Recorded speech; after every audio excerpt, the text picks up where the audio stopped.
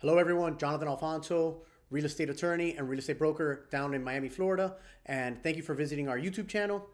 In today's video, I wanted to talk about a topic that I've been noticing a lot on, YouTube channels. And, I went into a wormhole and I started watching a lot of videos. And, obviously because I'm in the industry, I like to see, what other people are saying about our market. But one thing that I started to notice is there's a lot of videos being made about, Miami and moving to Miami. And what I started to notice is a lot of these people are making these videos and they're really not.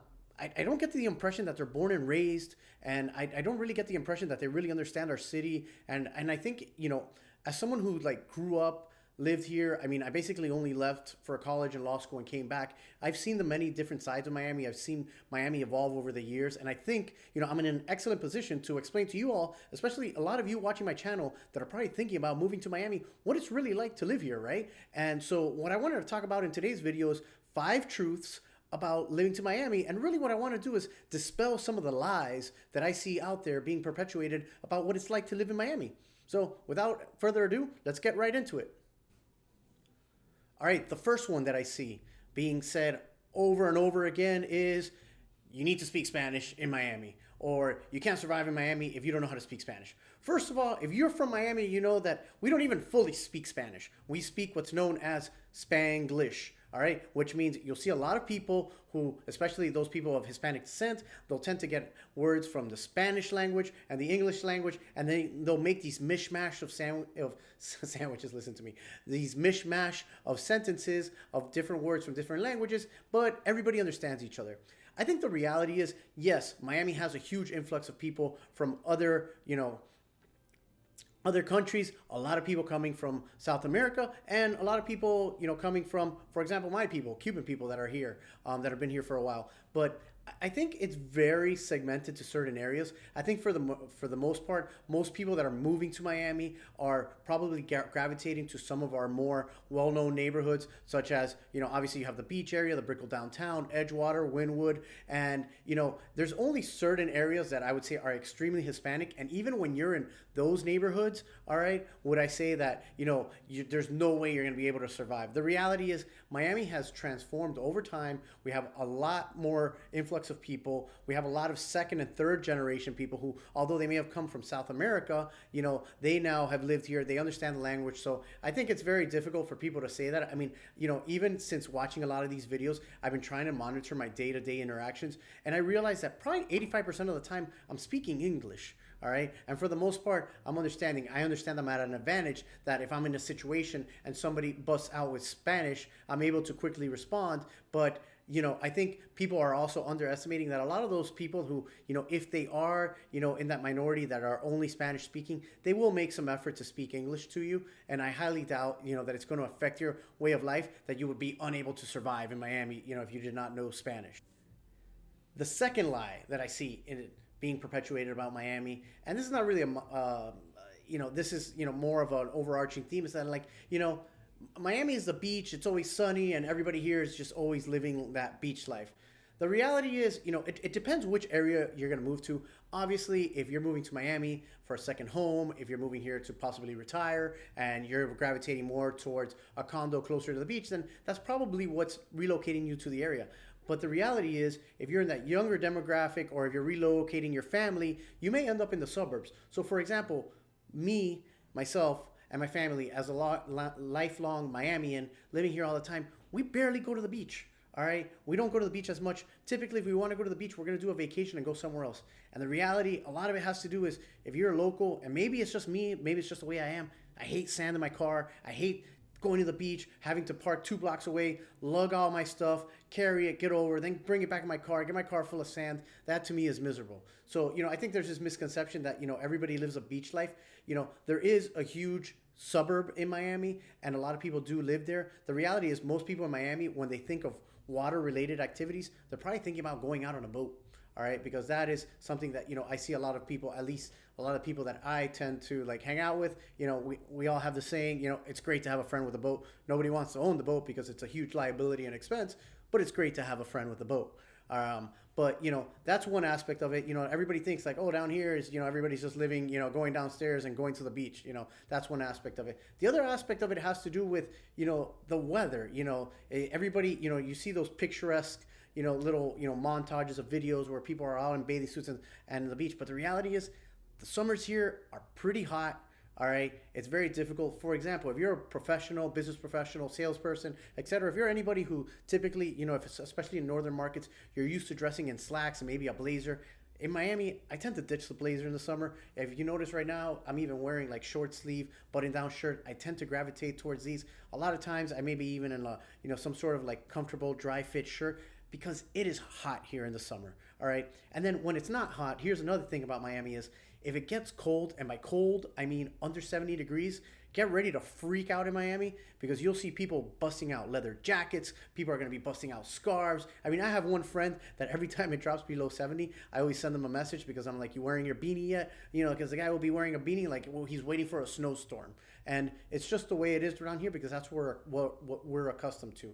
So just understand that. And one other thing that you may want to understand about the weather is since we are located and we're surrounded by water in the Gulf of Mexico and the Atlantic, and it is such a humid place, Miami, based on our weather patterns, you can count on rain, especially during the summer. You can always count almost on a 3 o'clock rain shower. All right, and then the craziest thing, and you may see some of these videos, out there, is people will look to the right and it looks like Armageddon, and then they look to the left and it's like a bright, beautiful, sunny day. And that's just the way it is. The storms will come and go, but when it's a hot, humid day and that rain shower comes, get ready for some mugginess. And it's just one of the things that you need to know about Miami. It's not always going to be this beautiful, sunny day with, 75 degrees.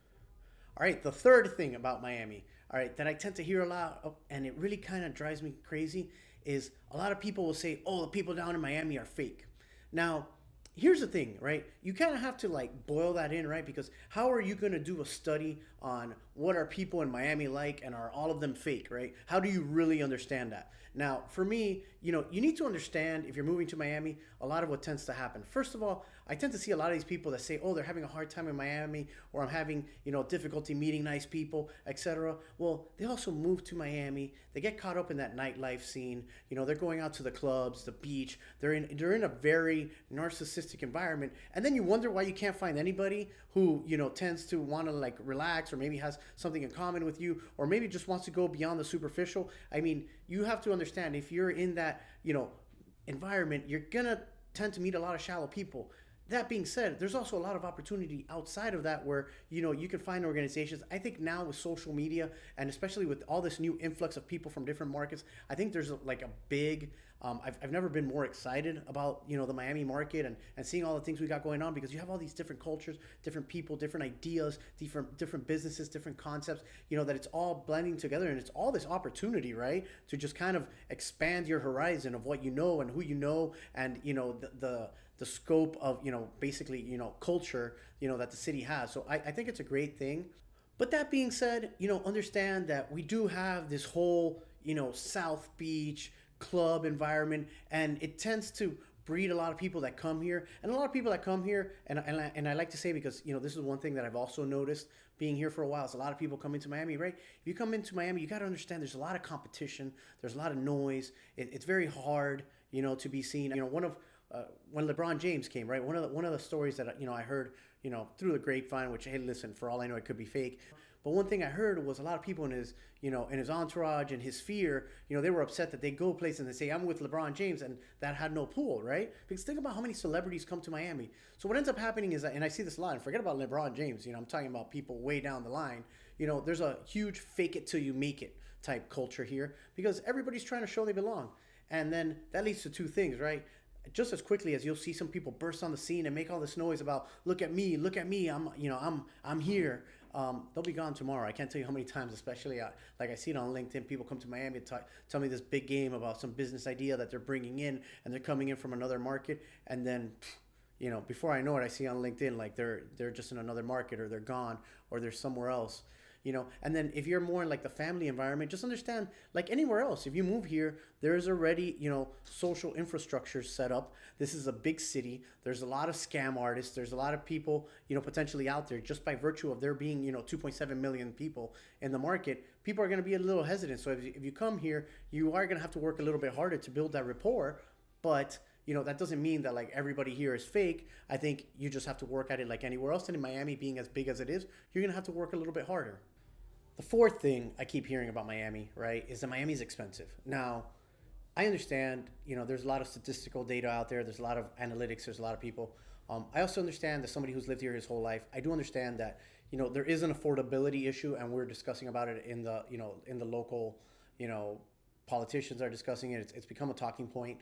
Some of the organizations that I'm a part of, for example, United Way, are really, championing this because it is becoming an issue, especially for those that have lived here their whole life. But another aspect of it is, Miami's just evolving as a city. The Miami that existed in the 50s is different than, the Miami from the 80s and, versus today. We've just grown a lot and we've evolved.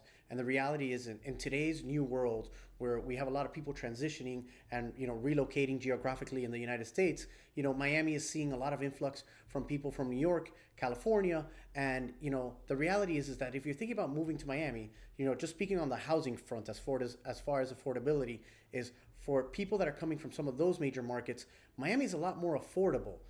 My understanding is for 1.5 million in New York, you're getting a studio apartment. In California, you're getting like a 3-2 like 1,900 square foot house.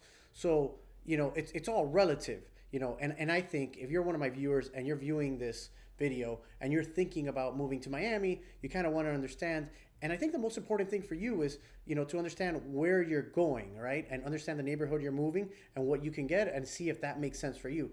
If you're also the individual who's very budget conscious and you can compare it to other major markets, I could see how you would potentially possibly pick another location where you feel you could get more bang for your buck as far as the housing dollar. That's one aspect of it.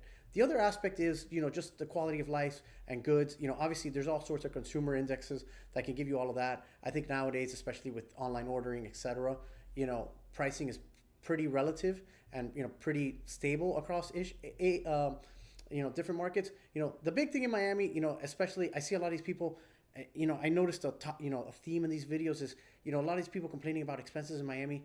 They're trying to keep up with the Joneses, right? So they're moving to Brickell, downtown Wynwood. They're going to the beach and they're going to these hot spots where, you have $20 drinks and you're going to have like, $200 dinners. Well, yeah, if you get caught up in all of that, Miami becomes very pricey and you better, you definitely better, find income that is going to support that lifestyle. I mean, even recently, I myself, I tend to like nice dinners. We go out a lot. We went to an establishment in Wynwood, and I ended up with a 4-figure check for 4 people. And we were having sushi, and I was still kind of hungry. But listen, there's a lot of pay to play that happens down here. But by the same token, depending upon the suburb you go to and the area of Miami, remember, and I keep saying this, Miami is, typically you have within Miami-Dade County, you have a lot of different areas that you can move to. I have places by my office where I can get a $7 fish sandwich. There's another place near me where I get like a delicious, what's known as, churrasco or carne asada, for like $12 with like rice and like some chips. Or there's another establishment where I actually get a churrasco, same thing, with like 2 sides for $12. It's all relative. I think you need to come see for yourself, look at different neighborhoods and make, a decision as to where it is that, you would feel comfortable living in Miami. And the last thing that I keep hearing about Miami is dangerous. All right. Once again, all relative. Considering how big Miami-Dade County is, all right, and we have 2.7 million people, you're going to have a lot of people interacting. With that many people, you're going to get some bad apples. Some bad things are going to happen, all right? I, in preparing for this video, started going online because, to be quite honest, I live here every day. I feel safe. I never feel like, oh my God, like I'm in danger. But the reality is a lot of these stories or a lot of these headlines that you see, for example, lately we've been getting a lot of headlines for what's going on in South Beach. Those are areas that typically I just don't gravitate towards because, first of all, I never cross into the beach, period.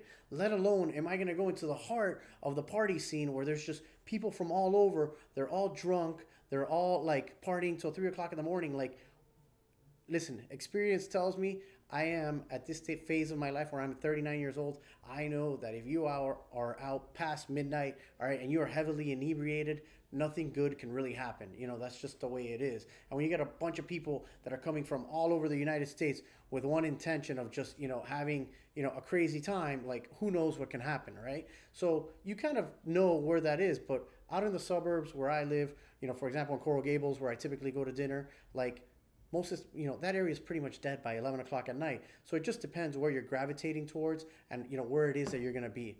My suggestion is if you're thinking about moving to Miami, go into Miami-Dade County, see where it is that you're thinking about ending up, and visit. Tour with a local realtor. Go around, visit the area in the morning, during the day, visit at night. Try to understand it, because when you start to look at some of the data that's out there and some of these establishments, like I started looking on this website, bestplaces.net, right? And it gave me metrics, and I was like, well, I want to compare Miami to other major metropolitan cities, right? I don't want to compare Miami to some small, upscale 10,000 person town in the Midwest that most people have lived there for 3 generations and they all know each other, right? Miami has a lot more transients in here, right? And it tends to be different.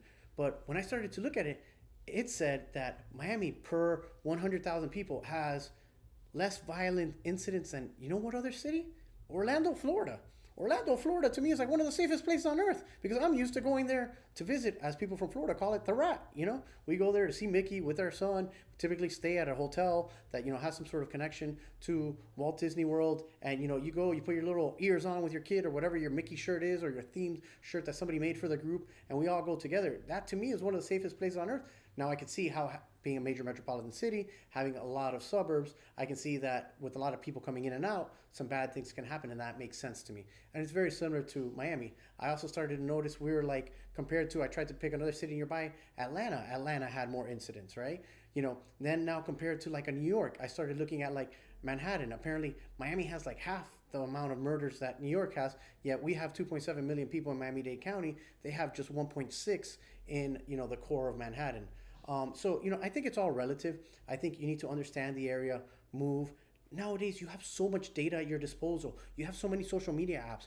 Join the Neighbors app for whatever neighborhood you're thinking of moving. Look at the Facebook groups. Try to look around and get some data. Like I know when you go on my Neighbors app, typically what you see are like posts about like missing pets, or what happens all around the country, like an missing Amazon package. Which in my opinion could be salvaged if try to send packages to a place where typically somebody is always at, and you can just pick them up later. So take all those crime rates with a grain of salt, because obviously Miami being the sexy city that it is, if anything happens here, it's gonna grab headlines. But is it any safer, or is it any more dangerous than where you're thinking about living? You're gonna need to make that decision for yourself, but make an informed decision. Don't just let a headline grab your attention. That being said, I want to thank you all for watching today's video. If you have any comments, if you have any other topics you want me to discuss, write it below. If there's any way I could help, feel free to send me a message. Once again, my name is Jonathan Alfonso, and this is our YouTube channel, and thank you for watching.